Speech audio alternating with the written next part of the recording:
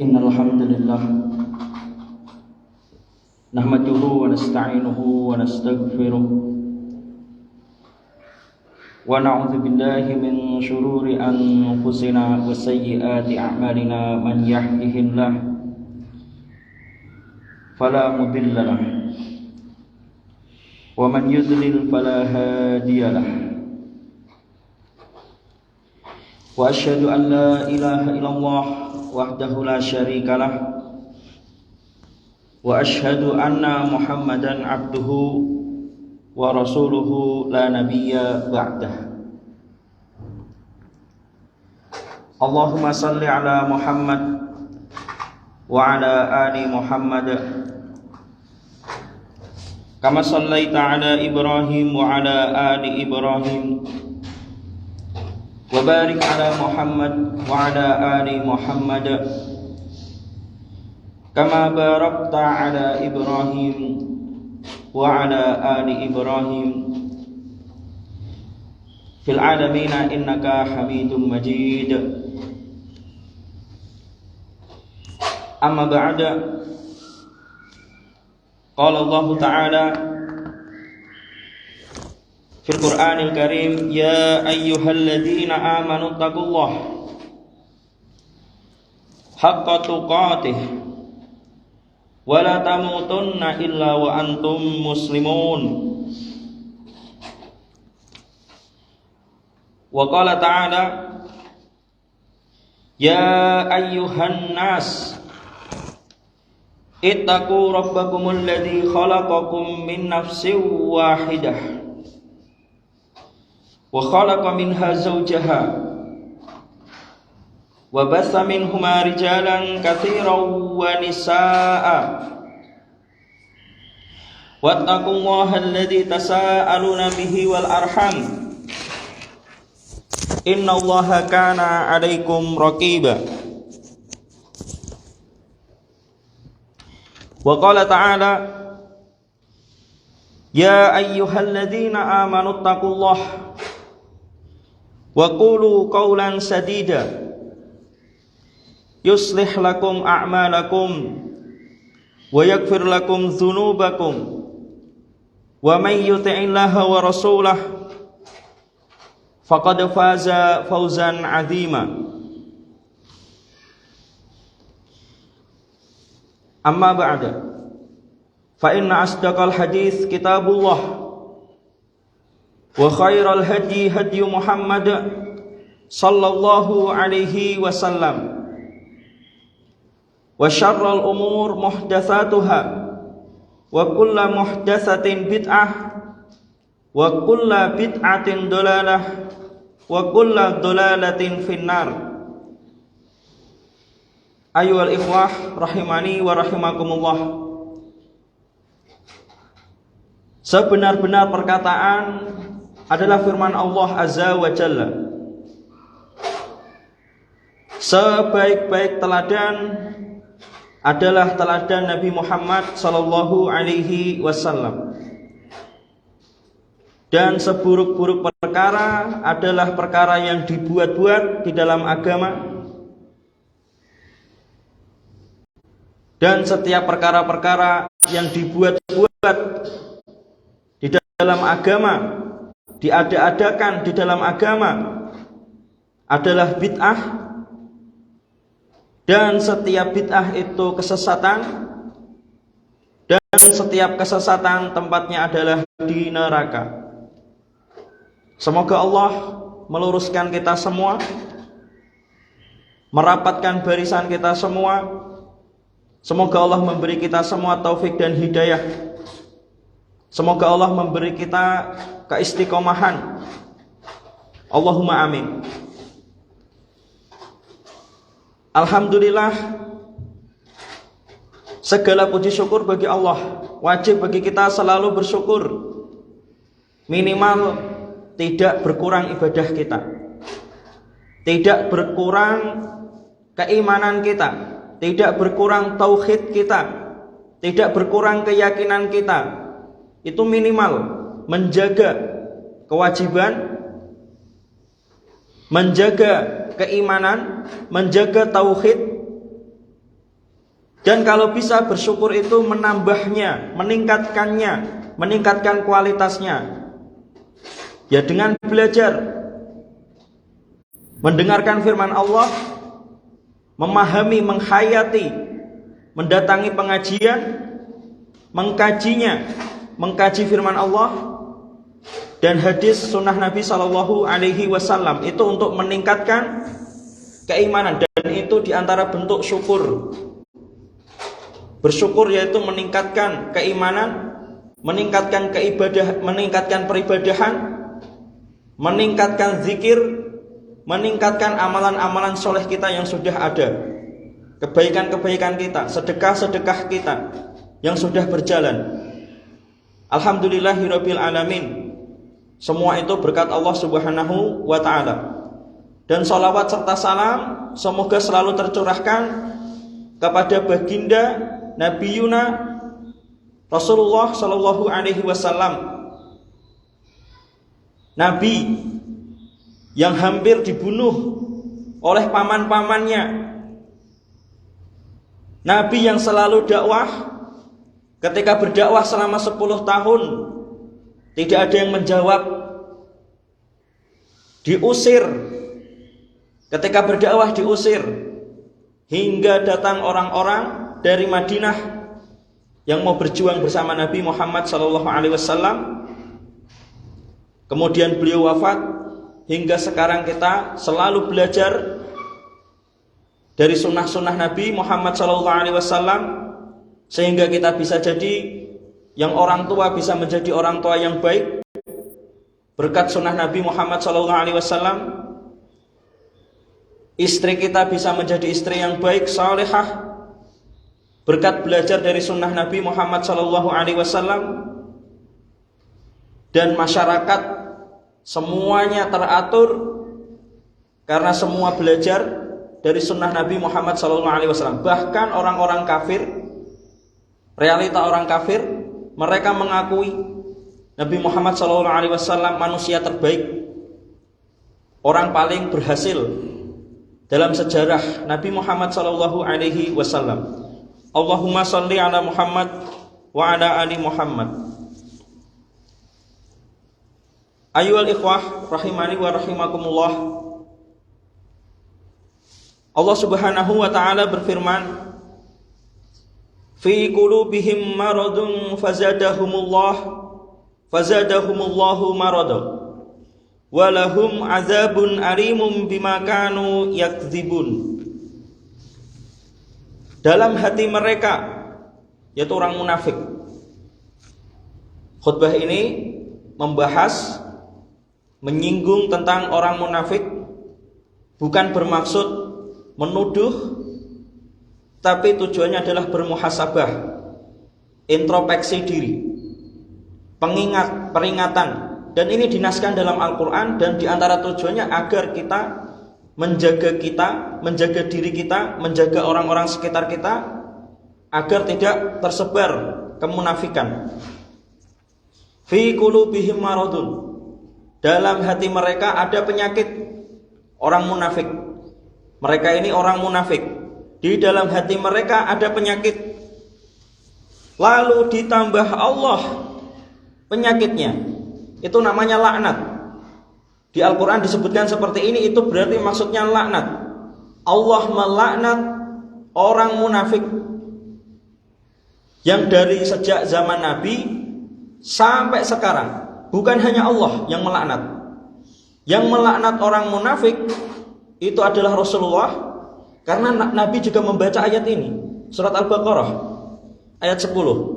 Semua orang Islam dari setelah Nabi, para sahabat, para tabi'in, ulama-ulama sampai sekarang, semua mendoakan keburukan, melaknat untuk orang-orang yang di hatinya ada penyakit munafik.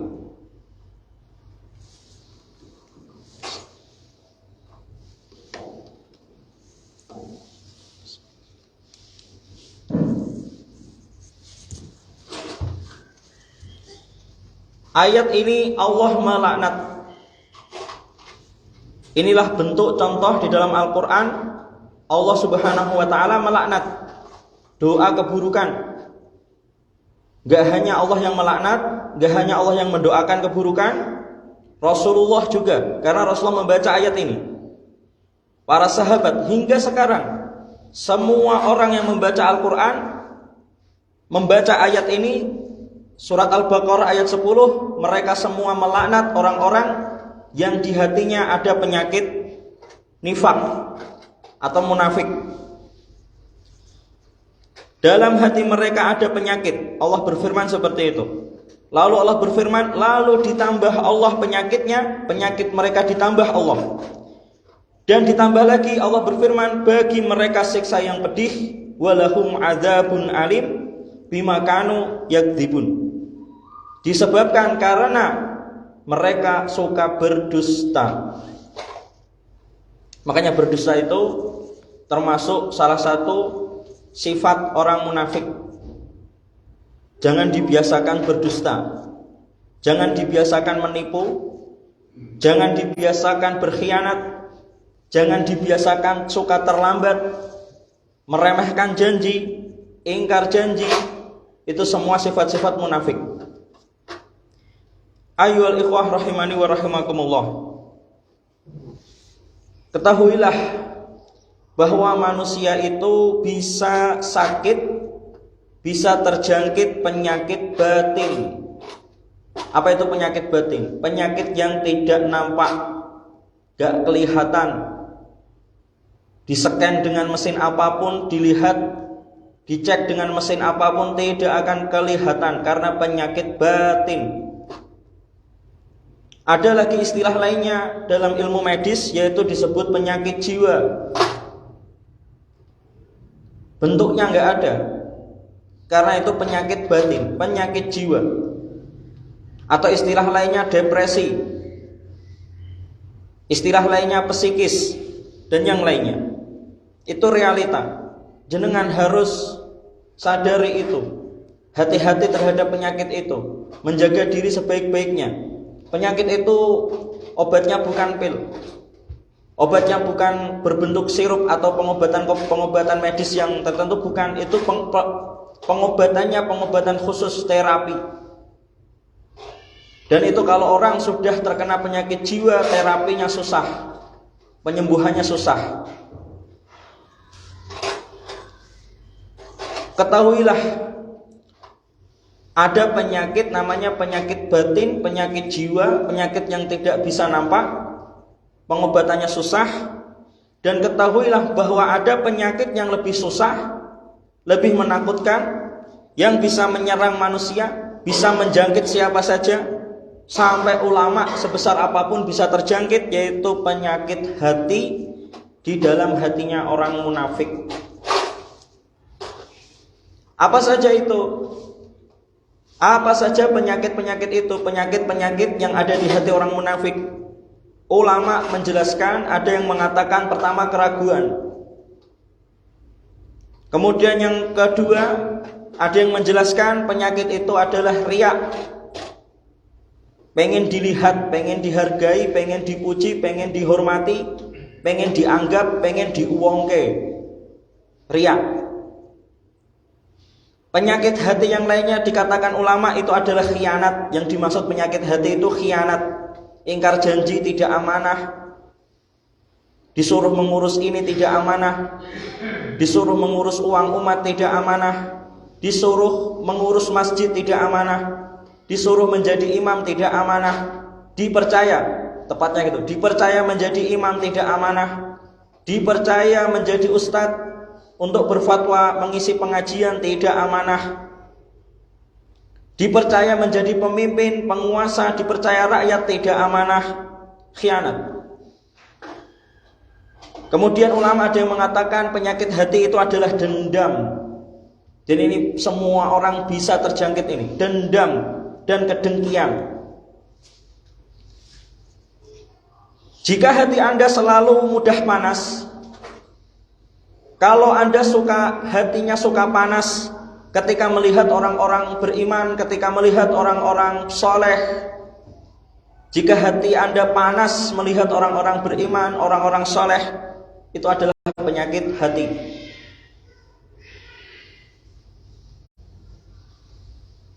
Jika Anda suka bimbang, suka ragu, tidak percaya, suka gelisah dengan kebenaran yang dibawa orang-orang soleh, kebenaran ajaran Islam, suka ragu terhadap sholat, ragu terhadap ibadah, tidak yakin dengan janji-janji Allah Subhanahu wa ta'ala, ragu terhadap kebenaran yang dibawa orang-orang soleh, ragu terhadap dakwah Islam, tidak percaya dengan dakwah Islam, itu adalah penyakit hati. Ragu terhadap masjid, ragu terhadap peribadahan haji, umrah, Anda masih ragu dengan itu semua, itu adalah penyakit hati. Punya uang, harusnya bisa haji, mudah bagi Anda untuk haji, tapi masih ragu, buat apa haji? Itu penyakit hati. Waktunya luang, punya banyak waktu, untuk hiburan juga leluasa, mancing leluasa, untuk berfoya-foya leluasa, tetapi ketika untuk sholat ragu. Untuk apa sholat? Gak ada kebahagiaan di sana. Dapatnya apa? Itu penyakit hati. Kalau hati Anda suka bahagia, berharap, merasa ingin dikenal, ingin dihormati, ingin dihargai terhadap kebaikan-kebaikan Anda, pengen diberi jasa, pengen dibalas, ini semua adalah penyakit hati. Dan sebaliknya, jika Anda marah kalau tidak dihargai, marah kalau tidak dianggap, marah kalau tidak dikenal, tidak dikenang, marah kalau tidak dihormati karena kebaikan Anda, itu adalah penyakit hati. Itu riya, karena mengharapkan pujian atau balasan dari amalan kebaikan Anda. Punya perasaan pengen mengharap, perasaan mengharap, mengejar balasan, mengejar pujian, pujaan, dan yang lainnya. Penyakit hati, riya. Sedang penyakit hati yang nampak, yang bisa kita nilai dari perilaku orang, itu adalah khianat. Suka terlambat kerja, malas bekerja, tidak amanah ketika bekerja, tapi kalau pas gajian nuntut banyak, suka menipu jika berdagang, tidak amanah jika mengurus keuangan, dipercaya memegang keuangan, tidak amanah. Penyakit hati. Penyakit hati yang bisa kita nilai. Tidak amanah jika dipercaya mengurus masjid, ketika dipercaya menjadi ustadz, ulama, memegang lembaga, tidak amanah. Dan tidak amanah ketika disuruh mengurus urusan-urusan umat, urusan-urusan rakyat dan yang lainnya. Tidak amanah ketika disuruh mengurus dana bantuan sosial dan yang lainnya. Itu penyakit hati yang nampak, bisa dinilai maksudnya. Dan penyakit hati lainnya itu adalah dendam, yaitu tidak bisa memaafkan kesalahan orang lain. Maka orang yang beriman, orang yang bertakwa, wajib memaafkan kesalahan orang lain yang harus atau yang pantas layak dimaafkan. Dan memang tidak dipungkiri bahwa manusia itu lemah. Manusia itu lemah, tidak bisa dengan mudah, tidak bisa dengan cepat melupakan kesalahan orang lain, kecuali bagi orang-orang yang diberi taufik, diberi hidayah, diberi rahmat oleh Allah Azza wa Jalla.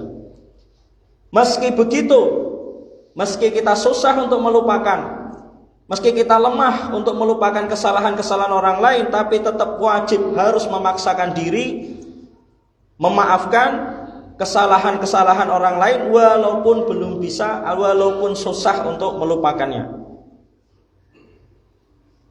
Dan penyakit lainnya yang sebagaimana disebutkan ulama, yang dimaksud penyakit orang munafik itu adalah kedengkian. Ini penyakit yang paling bahaya, sumber kerusakan. Kedengkian itu iri. tidak suka melihat saudaranya bersinar. Akhirnya apa? Pengen menghancurkan saudaranya.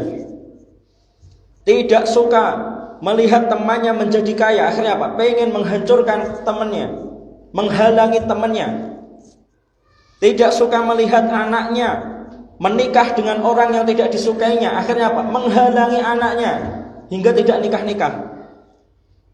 Tidak suka melihat orang tuanya. Sebaliknya, ada anak-anak tidak suka melihat orang tuanya menikah dengan orang yang tidak disukainya.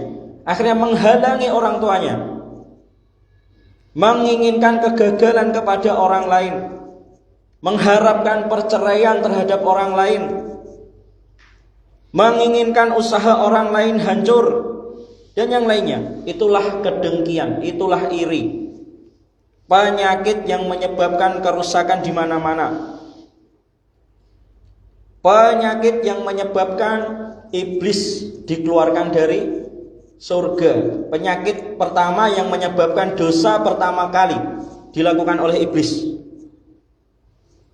Penyakit pertama, penyakit yang menyebabkan pembunuhan pertama kali di dunia, pertengkaran antara Qabil dan Habil, yaitu penyakit dengki. Penyakit yang menyebabkan Fir'aun takut kehilangan kekuasaannya hingga apa? Membunuhi keturunan-keturunan laki-laki Bani Israel. Dengki.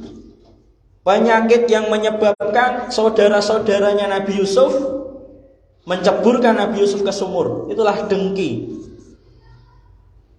Dan yang paling berat menghadapi ujian orang-orang dengki adalah Nabi Muhammad SAW. Dengki ini adalah penyakit yang menyebabkan orang-orang Quraisy jahiliyah ingin membunuh Nabi Muhammad SAW. Bahkan paman-pamannya sendiri pengen membunuh Nabi Muhammad SAW karena dengki, gengsi. Gak mau yang lebih muda menjadi pemimpin, gak mau yang lebih muda bersinar, yang tua gak mau kalah dengan yang muda. Dengki. Atau sebaliknya, yang muda nggak mau kalah dengan yang tua. Wal iyadzu billah wa alaihi tawakkalna wa ma taufiqi illa billah wallahul musta'an. Rabbana amanna bima anzalta wattaba'na ar-rasul faktubna ma'asy syahidin. Ya Allah, ya Tuhan kami telah beriman kepada apa yang Engkau turunkan dan kami telah mengikuti Rasul. Karena itu tetapkanlah kami bersama golongan orang-orang yang beriman. Aqulu qouli hadza astaghfirullah li wa lakum faqultu istaghfiru rabbakum innahu kana ghaffara.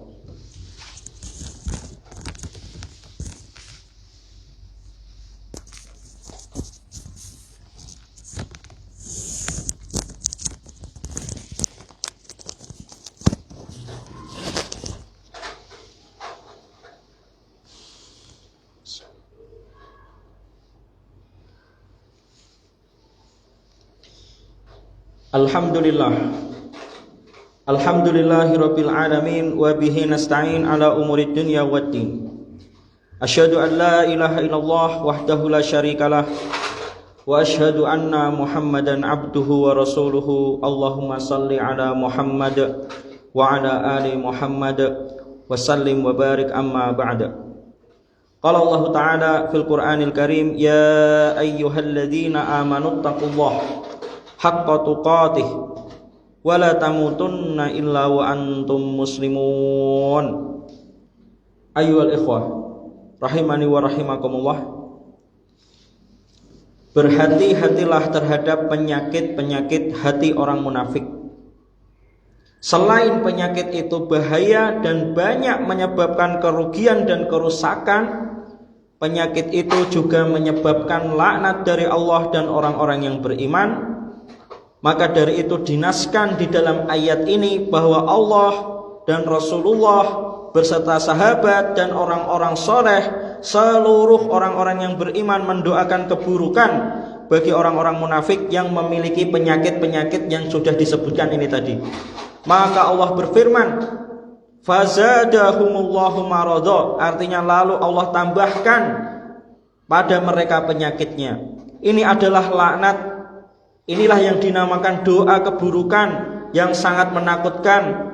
Semoga Allah menjauhkan kita semua dari kemunafikan. As'alullah wa iyyakum al-afwa wal afiyah fid dunya wal akhirah. Semoga Allah memberi ampunan dan keselamatan bagi kita semua di dunia dan akhirat. Alhamdulillahirabbil alamin. Hamdan tayyiban mubarakan fih. Allahumma salli ala Muhammad wa ala ali Muhammad. Rabbana innana amanna faghfir lana dzunubana wa qina adzaban nar. Allahumma ighfir lil muslimin wal muslimat wal mu'minin wal mu'minat al ahya'i minhum wal amwat. Allahumma ighfir lana wa li walidayna warhamhuma kama rabbayana shighara. Rabbana ighfir lana wa li ikhwanina alladzina sabaquna bil iman wa la taj'al fi qulubina ghillan lil ladzina amanu. Rabbana innaka raufur rahim. Rabbana la tu'akhidna in nasina aw akhtana. Rabbana wa la tahmil 'alaina isran kama hamaltahu 'alal ladzina min qablina. Rabbana wa la tuhammilna ma la taqata lana bih wa'fu 'anna waghfir lana warhamna anta maulana fansurna 'alal qaumil kafirin. Rabbana la tuzigh qulubana ba'da idh hadaitana wa hab lana min ladunka rahmah innaka antal wahhab. Rabbana atina fid dunya hasanah wa fil akhirati hasanah wa qina adzabannar. Ayuhal ikhwah rahimani wa rahimakumullah. Pengumuman besok Sabtu ba'da maghrib ada pengajian di Masjid Al-Manar. Semoga Allah memberi taufik dan hidayah. Subhana rabbika rabbil izzati amma yasifun wassalamun alal mursalin walhamdulillahi rabbil alamin. Fa aqimus shalah. Allahu akbar.